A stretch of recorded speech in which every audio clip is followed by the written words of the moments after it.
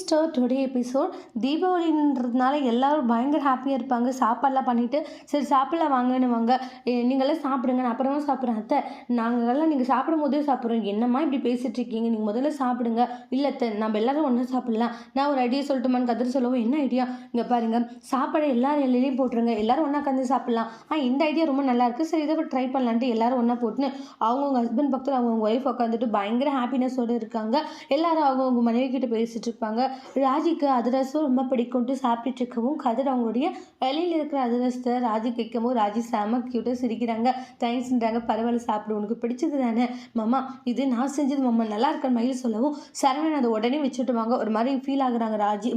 மயில் இருந்துட்டு நம்ம என்ன செஞ்சாலும் மாமாவுக்கு பிடிக்கவே மாட்டேங்குது, நம்மளை எவ்வளோ வெறுக்கிறாங்கன்ற மாதிரி ஒரு மாதிரி ஃபீல் ஆகுவாங்க. எல்லாருமே அவங்கவுங்க ஹாப்பியாக இருப்பாங்க. டேய் சொன்னேன்ல நம்ம மட்டும் அங்கே தீபாவளி கொண்டாடலான்ட்டு, அங்கே இருந்தோன்னு வச்சுக்கோங்க இட்லி சட்னி இவ்வளோதான், இங்கே பார்த்தியா விதவிதமான சாப்பாடு, எல்லாரோட சந்தோஷமாக இருக்கும். இதெல்லாம் கொஞ்சமாச்சு ரசிடா, எல்லாம் சாப்பாடு அருமையாக இருக்குது கோமதி, அப்படி எங்கள் எல்லாரும் ஹெல்ப் பண்ணாங்க. அம்மா நானும் தான் ஹெல்ப் பண்ணேன். ஆமாம் இவன் எந்த ஹெல்ப்பும் பண்ணல, எனக்கு தெரியும் என் பொண்ணு ஹெல்ப் பண்ணியிருப்பா, சூப்பர்ப்பா இதுதான் பண்ணி அப்படின்ட்டு சொல்கிறாங்க. சரவணா ரொம்ப நேரம் என்னடா பண்ணிட்டு இருக்க, இல்லைப்பா ஃபேமிலி ஃபோட்டோ எடுக்கலான்னு டைமிங் செட் பண்ணிட்டு இருக்கேன். சரி வெஸ்ட் வந்து என் பக்கத்தில் நின்றுடா, அப்பா பக்கத்தில் சீக்கிரம் வந்து நில்லு. செந்தில் நின்றுட்டு இருப்பாங்க. வேணும் அப்படி சொல்லவும் செந்திலுக்கு ஒரு மாதிரி ரொம்ப ஹர்ட் ஆகிடுது. ஃபீல் பண்ணவும் மீனவுமே அதை பார்த்து ஃபீல் பண்ணுவாங்க. அப்படியே டைமிங் வெஸ்ட் வந்து எல்லாரும் அவங்க ஒய்ஃப் கிட்ட நின்று ஃபோட்டோஸ் செம்ம க்யூட்டாக எடுத்துக்கிறாங்க. எல்லாரும் எடுத்து முடிச்சுட்டு ரொம்ப ஹாப்பினஸோடு இருப்பாங்க. பட்டாசு அடிக்கலான்ட்டு ரொம்ப நேரமாக பழனி போய் பட்டாசை வெடிச்சுக்கிட்டே இருக்காங்க, முடியறதில்ல. ஏங்க இவங்க என்ன பயமாக இருக்கா உங்களுக்கு, எனக்கு என்ன பயம், அதெல்லாம் ஒன்றும் இல்லை சுகன்யா, இல்லை இந்த பட்டாசை போய் இவ்வளோ நேரமாக வெடிச்சிட்டு இருக்கீங்க, பயமாக இருக்க சொல்லுங்கள். ஐயோ எனக்கு போய் பயமா, எனக்கெல்லாம் பயம் இல்லை ஒன்றும் இல்லை, நல்ல செம தைரியமான நாளை பற்றி இப்போ எப்படி இருக்கிறேன் பாருன்ட்டு அந்த பட்டாசவே 1 மணி நேரம் கழிச்சு தான் வெடிப்பாங்க. டே மச்சான் பெரிய பட்டாசு தான் எடுத்துட்டாங்க. ஏ மாமா பெரிய பட்டாசா, இந்த பட்டாசை நீ வெடிக்கல, இதில் வேற பெரிய பட்டாசு, சரி உள்ளே அரிசி வச்சுட்டு இருப்பான்னு எடுத்துகிட்டு வரேன். 2 பேரும் உள்ளே போகும்.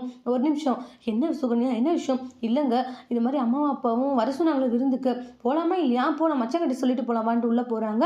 அதுக்குள்ளே வந்து வேற ஒரு வேலை வச்சுருவாங்க. டே இது மாதிரி ஒருத்தர் ஒரு 10,000 பணம் கொடுக்கணும்டா, அவர் வந்து தரல, போய் வீட்டுக்கிட்ட போய் வாங்கிட்டு வா. இப்போயே மச்சான் இப்போதான்டா, இப்போ விட்டால் வாங்க முடியாது, போயிட்டு வந்துடு. உடனே சுகன்யாவை பார்க்குறாங்க. டே என்னடா உன் பொண்டாட்டி பார்த்துட்டு இருக்க, பொண்டாட்டி போக சொன்னதான் போவே, என்னை போயிட்டு வா. சரி மச்சான் போயிட்டு வரேன்ட்டு போகவும் சுகன்யா கோவமாக வெளியே வராங்க. எங்க பண்டிகை நாளில் கூட அவன் வீட்டில் இருக்கணும்னு ஆசை இருக்கும் இல்லைங்க, ஏங்க அப்படி பண்ணுறீங்க, எனக்கு மட்டும் ஆசை என்ன, நான் வீட்டில் இருக்கவங்களை யாராச்சும் அமிச்சாங்கன்னா கரெக்டாக அவங்க தரமாட்டாங்க, பழனினா கூட அப்படி பேசி வாங்கிட்டு வந்துடுவான், அதனால தான் அனுப்புனேன். அவன் மாமியார் வேறு கூப்பிட்டுருக்காங்க, போய் உடனே வந்து போக போகிறான் வீட்டை, நான் என்ன ஆசைப்பட்டு அவனை அனுப்புனேன். எங்க உங்கள் அண்ணங்கிட்ட சொல்ல வேண்டியது தானே, இது மாதிரி வீட்டுக்கு போகணுன்ட்டு, சொல்லாமல் ஏங்க அப்படி பண்ணிட்டு இருக்கீங்க. சுகன்யா அது வந்து போங்க அப்படின்னு கோவப்படுத்திட்டாங்க. இப்படி வேலைக்காரனாவே இருங்க, ஏமாலி இருக்கிறதுனால தான் உங்களை ஏமாத்துறாங்கன்னு சொல்லிட்டு எதிர்த்து வீட்டுக்கு போயிடுவாங்க. பழனி என்ன செய்யுதுன்னு தெரியாமல் வண்டி எடுத்துகிட்டு போயிடுறாங்க. அப்புறமா அவங்களுடைய மாமாவுக்கு கால் பண்ணி ஹாப்பி தீபாவளின்னு செந்தில் சொல்லவும், ஹாப்பி தீபாவளி மாப்பிள்ளை எப்படி போகுது தீபாவளி, எல்லாம் ரொம்ப நல்லா போச்சு, அம்மா வரேன்னு சொன்னீங்க வெயிட் பண்ணிட்டு இருக்கோம் வரல, சரி மாமா நான் வரங்க மாமா மீனா கூட்டிகிட்டு வரேன்னு சொல்லிட்டு உடனே மீனா எங்கே இருக்காங்கன்னு தேடுவாங்க. மீனா எல்லாரோடையும் தூங்கிட்டு இருக்காங்க.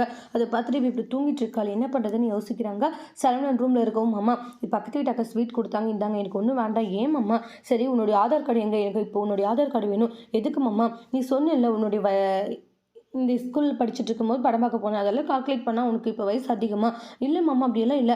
சரி உன்னுடைய ஆதார் கார்டு கூட நான் பார்த்து தெரிஞ்சுக்கிறேன். அதெல்லாம் இல்லை மாமா நிறைய வேலை இருக்குது, ஆதார் கார்டெல்லாம் இப்போ இல்லை அப்படின்ட்டு போகிறாங்க.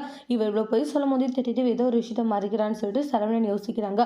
மயில் ஒரு பக்கம் ரொம்ப ஃபீல் பண்ணுறாங்க. அதோட இந்த எபிசோட் முடிச்சிருக்காங்க. தேங்க்யூ.